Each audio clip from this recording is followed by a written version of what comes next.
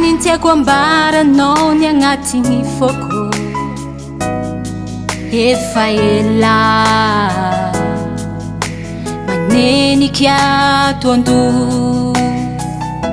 tsy mampandrisaiko mamparary ny aiko ka tsy zakako rahoana irery tiako tsapanao ny fitiavako afiko anao hoanao irery mandraky zay nefa tsy ho tanteraky zany raha tsy haiko ny ao amponao ao ka minao mba hambarao lazao tiako mandraky zay ny antsika roa ho mpivady mba ho lambanako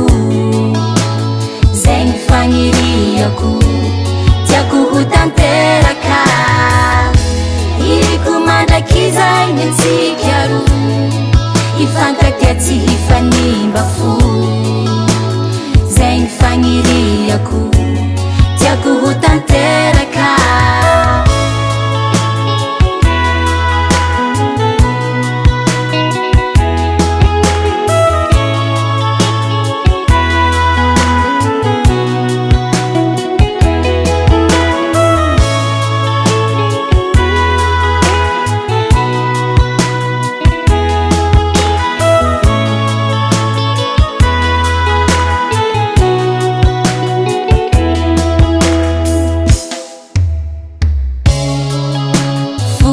no mi baiko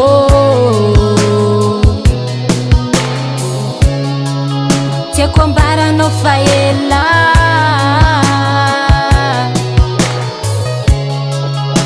tsy mampandriny aiko hey ho mandraky zay ho mandraky zay tiako mandraky zay ny antsika roa ho mpivady mba ho lambanako zay ny fagniriako tiako ho tanteraka iriko mandraky zay ny antsika roa hifankatia tsy hifanimba fo zay ny fagniriako